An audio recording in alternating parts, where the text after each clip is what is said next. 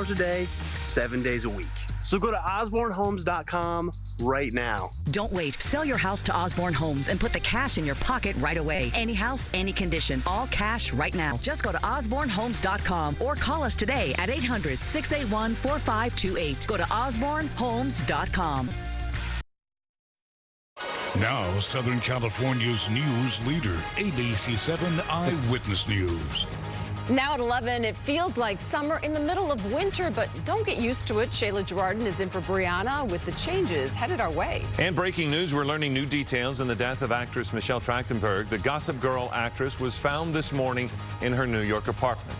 But first, could the Menendez brothers be one step closer to freedom? What Governor Newsom just did.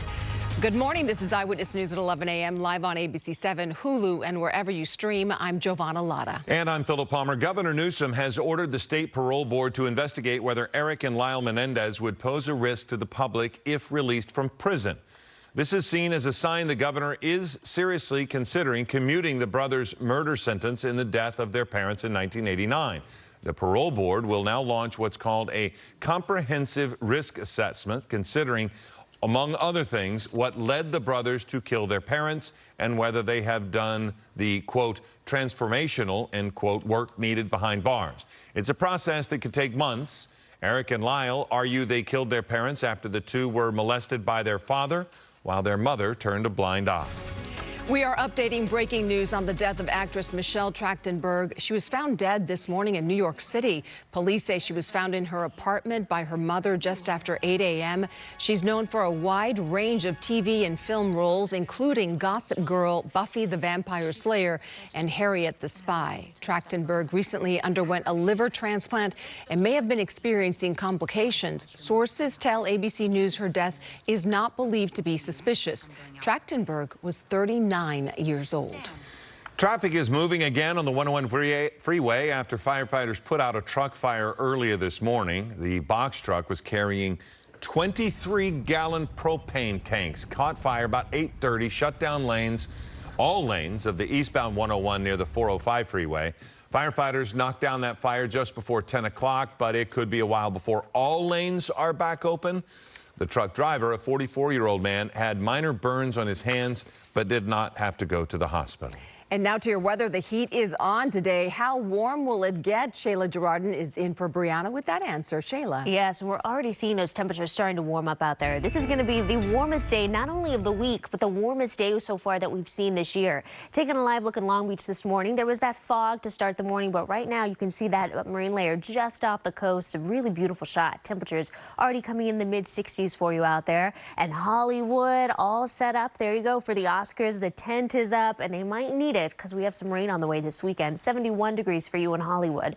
So temperatures already on the warm side. We are going to be well above average today. We are already seeing some 80s this morning. 81 in Van Nuys. Also coming in the low 80s in Woodland Hills, and Santa Monica much cooler at 61 for you this midday. All right, taking a look at temperatures this afternoon. LA, Orange County making it to those 80s. Valleys, Inland Empire though, look at this, just flirting with those high 80s, low 90s. Along the coast, going to stay in those upper 60s. Some spots might just break into the 70s this afternoon. Mountains in the 60s as well, and then high deserts making it to the upper 70s. We have a couple days of these nice warm conditions, feeling like summer, and then a big shift as we head into the weekend. We are talking about a 20-degree temperature drop and some rain on the way. I'll break it all down in the full forecast, but for now, Philip and Giovanna, I'll toss it back to you guys. Okay, Shayla, thank you. And we have breaking news to get to in Westwood right now. A big protest, as you can see. Scott Reif is live in Air 7 over at Scott.